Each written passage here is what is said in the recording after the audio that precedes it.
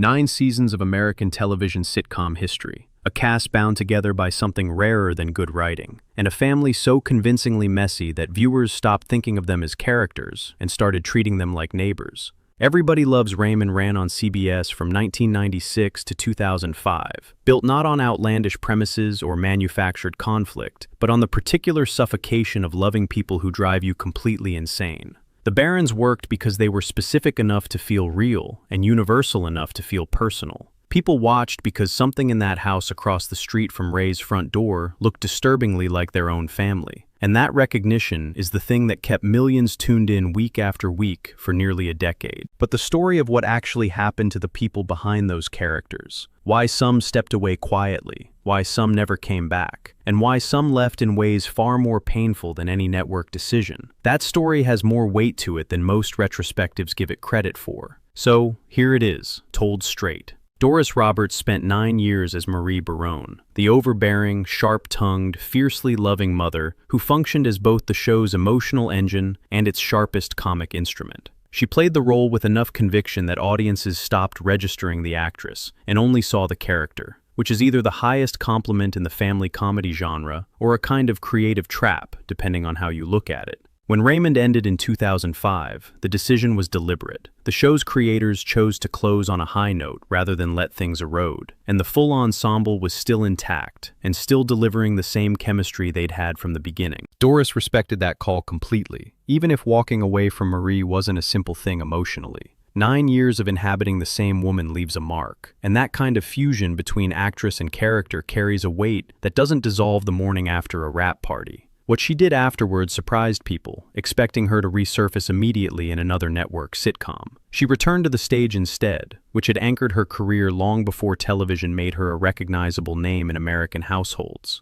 Theater offered room to stretch that even a well-crafted sitcom couldn't always provide, and she pursued it selectively and without apology. She also wrote a memoir, Are You Hungry, Dear?, which opened up her life and her decades in the entertainment industry with the same directness she'd brought to every Marie Barone scene. When she spoke publicly in those later years, the conversation frequently turned to ageism, the quiet and persistent way Hollywood sidelines older performers regardless of what they still have to offer. She used the platform Marie had built to push against something that genuinely mattered to her, and that was a more considered use of her voice than another guest role would have been. Guest appearances did come. Law and Order SVU, The Middle, Hot in Cleveland. But a long-term commitment to another major role never followed. The reasoning wasn't complicated. Marie Barone had been a once-in-a-career creation, and Doris Roberts understood that clearly. She passed away in April 2016, and the loss registered hard for anyone who had grown up with the show. Her legacy runs through decades of theater, television, and advocacy work, and through a character that still draws laughs every time a new viewer finds the reruns. Peter Boyle was there from the very first episode in 1996 as Frank Barone, the deadpan, magnificently inappropriate patriarch, whose every line landed like it had been carved rather than written, and he stayed through every single episode until the series finale. His exit from the show wasn't an exit at all, but because he died in December 2006, just over a year after the last episode aired, the loss came fast enough that the boundary between the show ending and him being gone collapsed in people's memories. Frank Barone had been delivering some of the most precisely timed one-liners in sitcom history for nearly a decade, and then, suddenly the man behind them was no longer there. What most viewers never saw during those later seasons was the extent of what Boyle was managing behind the scenes. A heart attack in the 90s, a serious cancer diagnosis, a stroke that arrived not long after the show began. None of it showed on set in any visible way. He kept coming in, kept learning his lines, kept delivering Frank with the same bone-dry authority that made the character work. People who worked alongside him have talked about this directly. He gave everything, even on days when giving anything must have cost him. That level of commitment comes from more than professionalism. It comes from genuinely loving the work and the people doing it with you. Before Raymond, Boyle's career had already covered remarkable ground. Young Frankenstein, Taxi Driver, Emmy nominations across multiple decades and genres. He wasn't chasing a career resurgence when he took the role of Frank Barone. He took it because it was good work, surrounded by people worth showing up for. And what he gave back to the role introduced him to an entirely new generation of viewers who would not have encountered him otherwise.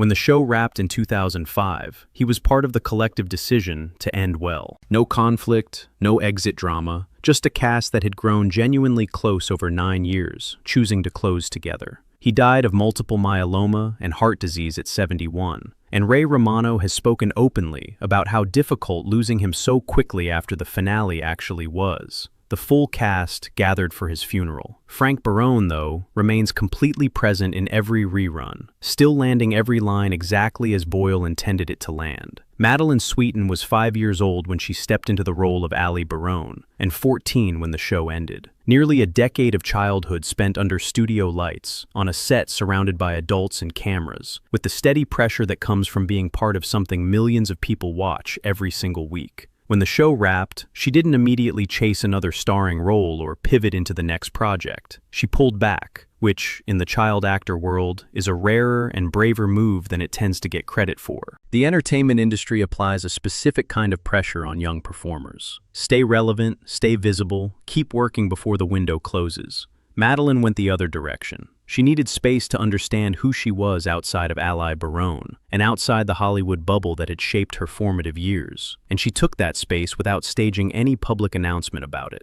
Eventually, she found her way back to acting through independent films and voice work, creative environments where she had more control and far less scrutiny. That path wasn't a retreat from ambition. It was a choice made from genuine self-awareness. And for someone who spent childhood in front of cameras, that clarity took real courage. Sawyer and Sullivan Sweeten, Madeline's real-life twin brothers, played the Barone twins Jeffrey and Michael from the time they were just 16 months old. The set was essentially the only world they knew for the better part of a decade. When Everybody Loves Raymond wrapped in 2005, both boys were around 10 years old, and the family chose to step away from the industry entirely and return to Texas, back towards something resembling a normal life.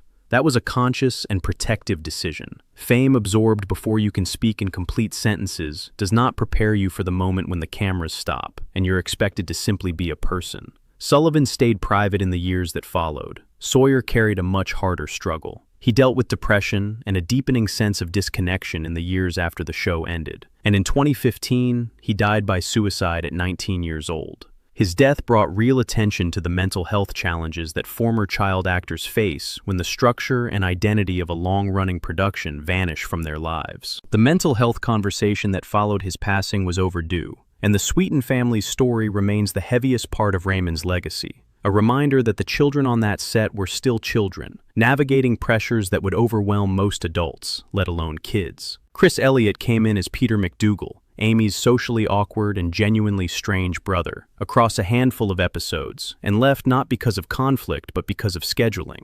His career has always moved laterally rather than settling. Late Night with David Letterman, the cult film Cabin Boy, and years later a sharply funny run on Schitt's Creek. Everybody Loves Raymond was one engagement among many during a busy period, and timing rather than enthusiasm was the limiting factor. The short-run Peter McDougal had only made the character more memorable to the people who caught those episodes. Katherine Helmond arrived as Lois Whelan, Deborah's sharp and composed mother, already holding a career full enough that she needed nothing from the role professionally. Her work on Soap and Who's the Boss had long established her place in television comedy history. By the time she joined Raymond, she was semi-retired and appearing selectively by design. The grind of a regular production schedule held no appeal at that point in her life, and the show's team accommodated that completely. Every scene she appeared in, she owned with the ease of someone who has been doing this for 40 years, and her limited run only made each appearance sharper. What kept Everybody Loves Raymond running for 9 seasons on CBS, and what keeps new viewers finding it through streaming today, is a combination of honest writing and genuine ensemble chemistry. Ray Romano brought an everyman quality that never tipped into blandness. Patricia Heaton's Deborah balanced real frustration with real warmth, and made both feel earned.